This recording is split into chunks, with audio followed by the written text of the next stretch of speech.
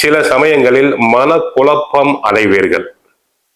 2 சனி, 7 சனியில் குடும்ப சனி, தன குடும்ப வாக்குஸ்தான சனி வக்கரம் அடைந்திருக்கிறார். தொழிலில் பிரச்சனை, பார்ட்னர்களுக்குள் அட்ஜஸ்ட்மெண்ட் செய்து போக வேண்டும். ஒருவரை ஒருவர் புரிந்து கொள்ள வேண்டும். தொழிலாளர்களுடைய ஒத்துழைப்பு தங்களுக்கு குறையலாம். 5 செவ்வாய், நிலப்புலன்கள் வாங்க ஆசைப்படுவர்கள் வாங்கலாம். விவசாயத்தில் ஓரளவு தங்களுக்கு லாபம் கிடைக்கும். பங்காளிகளுக்குள் ஏற்பட்ட பிரச்சனைகள் தீரலாம்.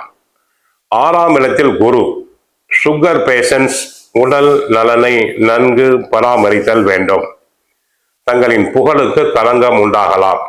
வீண் பலிகள் வரலாம். 7ஆம் இடத்தில் சூரியன் சென்று தங்கள் ராசியை பார்க்கிறார். அரசியல்வாதிகள் புகழ் பெறுவர். பிற கட்சியில் சேர்ந்து சேவை செய்ய ஆசைப்படுபவர்கள் தாராளமாக பிற கட்சியில் சேரலாம். சூரியனும் புதனும் இணைந்திருப்பதால் புத ஆதித்ய யோகம். உயர் கல்வி கற்க ஆசைப்படுபவர்கள் தாராளமாக கற்கலாம். நல்ல முறையில் அவர்களுக்கு படிப்பு நன்கு வரும். வெளிமாநிலங்கள் வெளிநாடுகளுக்கு சென்று கற்கலாம். ஸ்காலர்ஷிப் போன்றவை கிடைக்கும்.